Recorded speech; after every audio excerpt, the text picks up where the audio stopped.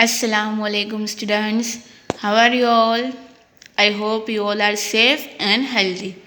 I, Saima Multani, your EVS subject teacher, welcome you all in EVS class. Today we are going to learn our new lesson number 13. Lesson number 13, a river's journey. Students, by the name of this lesson, we come to know that in this lesson we are going to learn about rivers and its importance and properties of water. हमें chapter के नाम पे से ही पता चलता है कि हम आज किस चीज़ के बारे में पढ़ेंगे, बराबर। अ रिवर्स जर्नी, हम आज रिवर्स जर्नी के बारे में पढ़ेंगे। उससे पहले हम रिवर्स और उसके बारे में थोड़ी नदी, रिवर्स यानी नदी और उसके बारे में हम थोड़ी जानकारी लेते हैं। सबसे पहले water is the nectar of life. Water itself is life. Save water and water will save us. Water यानी पानी हमारे जीवन का अमृत बोला जाता है पानी को। अगर हम पानी को बचाएंगे तो पानी हमारा बचाव करेगी। The place from which water is obtained is known as a water resource. जहाँ से हमें पानी यानी की प्राप्ति होती है उसे वाटर रिसोर्स यानी जल संसाधन के नाम से जाना जाता है। There are many water resources and rivers are also known as a resource of water.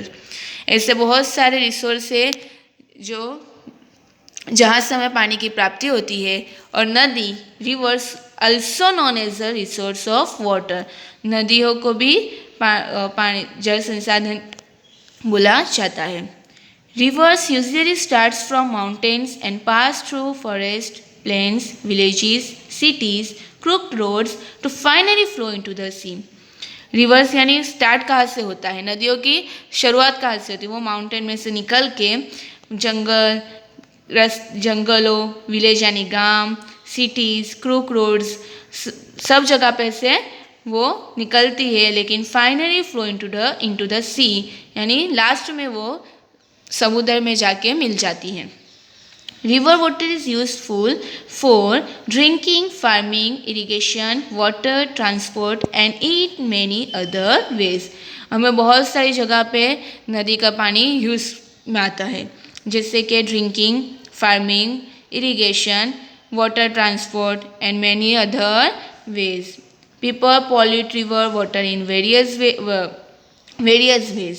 When industries or factories empty their chemical wastes in rivers, the water of the rivers become polluted and poisonous. बहुत सारी factories के आजू बाजू भी हम देखते हैं कि नदी के आसपास भी बहुत सारी फैक्ट्रीज़ होती है, जैसे हम इस पिक्चर में भी देख सकते हैं। और वो लोग क्या करते हैं, तो अपनी फैक्ट्री का जो केमिकल वाला कचरा होता है या फिर केमिकल वाला पानी वो लोग नदी में डालते हैं, और उसकी वजह से जो नदी का पानी होता है वो पॉल्यूट भी होता है और पॉइजनस भी बनता है। And when such water is drunk, it leads to disease and epidemics.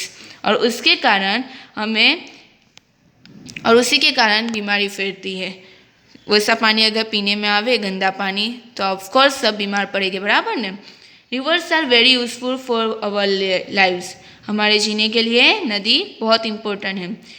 Our ancient civilization developed on the banks of rivers. Rivers have been fulfilling our needs since time immemorial. So it takes the place of our mother.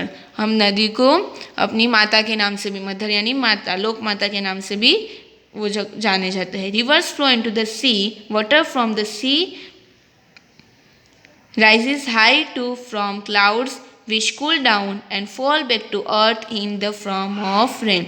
Reverse मैंने starting में बोला था, जो नदी का पानी होता है वो लास्ट में समुद्र को जाके मिलता है, और फिर वही पानी बाष्पीभवन होकर, जैसे कि हम साइंस में पढ़ चुके हैं, और बाष्पीभवन होकर वापस वो बादलों क्लाउड से मिलता है और लास्ट में बारिश के रूप में वो धरती पर आता है। Our life is possible only due to existence of rivers. It is our primary duty to keep rivers clean. तो हमारी सबसे पहली ड्यूटी क्या है, कि हम रिवर्स को क्लीन रखें, गंदा पानी कचरा वो सब नदी में नहीं डालें। अगर हम नदी को पानी गंदा करेंगे तो हमें नुकसान है, बराबर ना। तो let's start the video of this lesson. हम इस लेसन का वीडियो स्टार्ट करेंगे। हमने उसकी इम्पोर्टेंस के बारे में जाना, अब हम आगे देखेंगे। पेज नंबर 101 पर हमें you can see this picture, हमें क्या क्या दिया गया है, तो clouds, mountains, trees, houses, factories, buildings and reverse. और रिवर्स के अंदर हमें बहुत सारे एनिमल्स देखे जा रहे हैं, बोट है, बराबर ने, सबको पिक्चर में दिखता है ना।